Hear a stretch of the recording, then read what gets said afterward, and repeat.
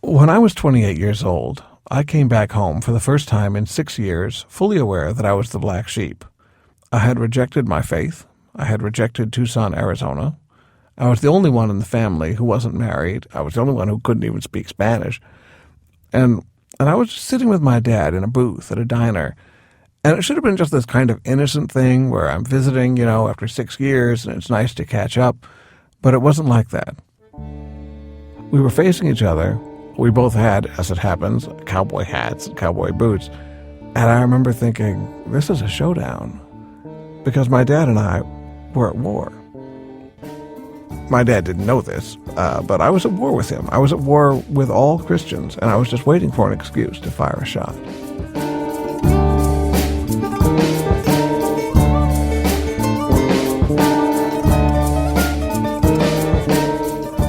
I'd been raised an evangelical Christian, conservative, Bible-believing Christian, and I loved it so much that I said, I'm going to be a pastor.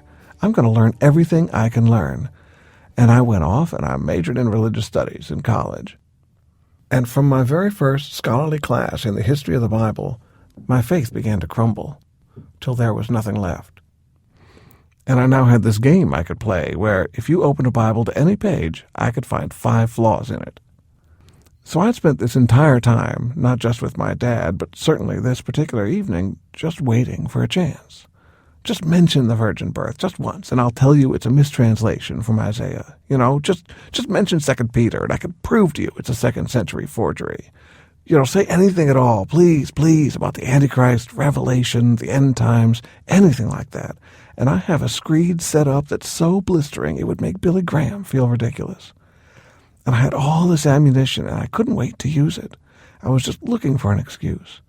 It had sort of turned me into a jackass.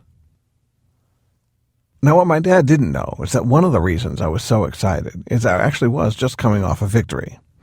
The previous night, I had argued my brother-in-law to a standstill. He had mentioned something about how proud he was about being a Christian because everything in the Bible was so scientifically accurate. And I went a little nuts, and I said, oh yeah, well, what about this thing? And there's this tiny little section, just one sentence in Exodus where the Israelites are fighting the Amorites or somebody. And God does a miracle where he makes the sun stand still for an entire day. In order to give the Israelites a chance to recover and give them more time to fight. And I told my brother-in-law, do you really believe this? You believe this actually happened? That God stopped the entire planet from rotating, stopped gravity, all the things that would have to happen for the sun to stand still? Is that the most sensible thing the most powerful being in the world can do? And my brother-in-law said, well, okay, that's weird, and I wish it weren't in there. But if I doubt that, where do I stop? And that, I knew, was as close as I was going to get to him saying, you're right and I'm wrong. I remember looking at the clock, and it was 5 a.m. I had argued this one point for 7 hours. And I realized, this is like my job. I just put in a full working day. Obviously, I was obsessed.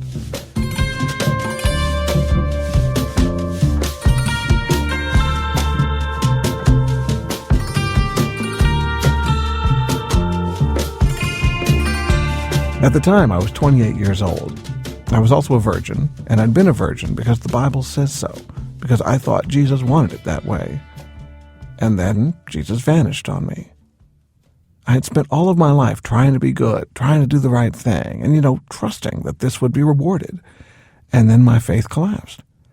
And there's no betrayal like losing 10 years of your life, your sexual peak, basically.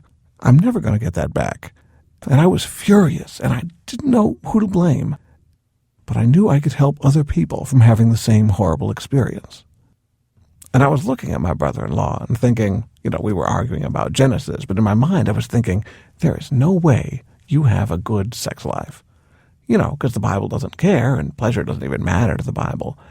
But I can save you. And with this kind of exciting, thrilling victory still kind of humming in the back of my head, I was sitting there with my dad in the diner. Because a brother-in-law is one thing. A dad is someone else. I needed to save him. And so I said, so Dad, what's your life like right now? And he said, well, I found a new church home. And I was like, I heard church. I perked up and I was ready to go, but I thought, church, not much to argue about there. People go to church. Okay, nothing biblical. And he said, it's a small church, and the pastor found out that I played the accordion, and he made me the music minister, and that'll be nice. And again, I was like tightened, but I thought, music ministry, no, nothing there. And then he said, this other kind of interesting thing is happening. I've been praying about it, and I think I'm going to be a missionary. And that struck a chord. I sat upright, and I went, oh, really? A missionary? Where are you going to go? And then he said, oh, Spain. And I snapped. I said, oh, of course you're going to go to Spain. That is so arrogant. Only an evangelical Christian would say, oh, those poor benighted Spaniards need to learn about Jesus, I said, evangelical Christianity's away. The whole model of salvation that you guys preach wasn't even around till the 19th century.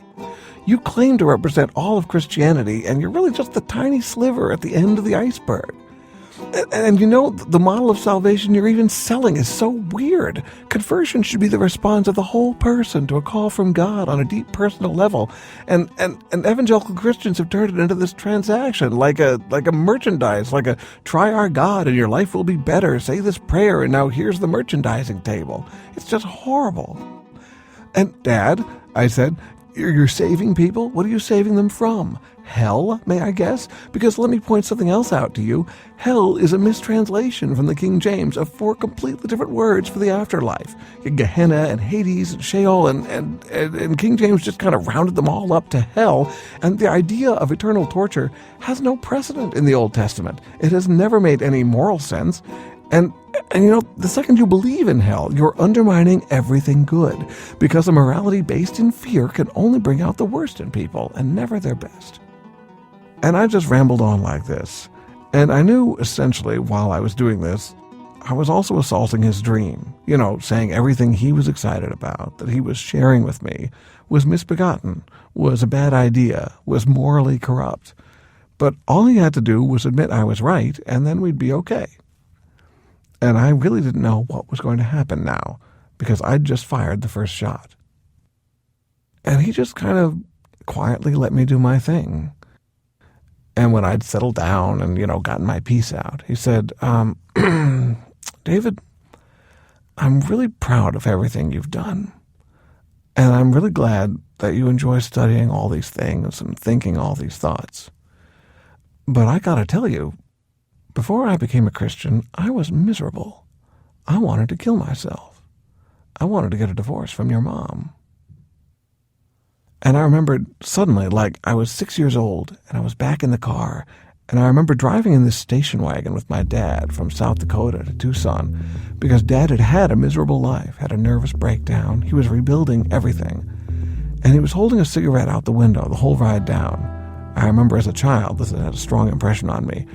About halfway through the trip, he simply threw away all his cigarettes, never picked them up again.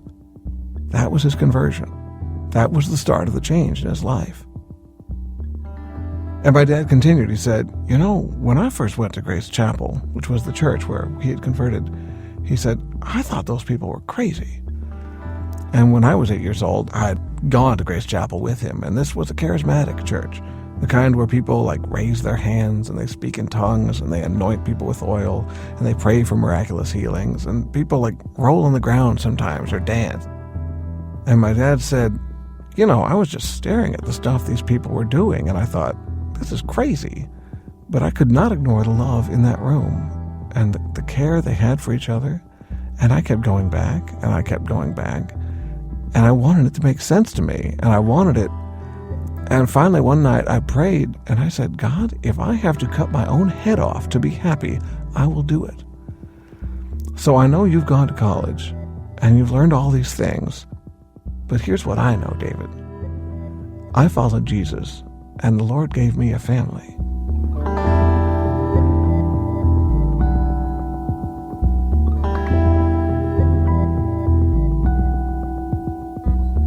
My parents really had almost gotten divorced. I remember one time I ran across a notebook where my dad and my mom had divided everything up on a piece of paper, who was going to get the TV and that kind of thing. And they'd gotten that close. And then my dad converted, and he said, no, we're sticking this out. I'm going to make this work. And it had. And my brother, too. He's deeply conservative, listens to all the kind of, right-wing talk radio and so forth. And he's got to be convinced that I'm going to hell. But this one time I was on this trip, and I was a student, and he gave me $300 and said, don't bother repaying it. And I remember looking at my dad, and I thought, I had sort of expected to argue like I had with my brother-in-law, not to win, but to come to some kind of armistice, some kind of truce where we're like, well, we'll agree to disagree, but I see your point, that's a good point. I hadn't expected to lose completely, because you can't argue with decency. You can't argue with goodness. The thing about the Bible is it's huge. I could poke at it because I could pick at anything I wanted, talking snakes, virgin birth. And eventually, I came around to thinking, well, maybe religion doesn't have to be consistent. Maybe you can just like it enough for it to be good. Maybe religion can be something more like I'm a big Star Trek fan, and if you asked me, I would say, I love Star Trek.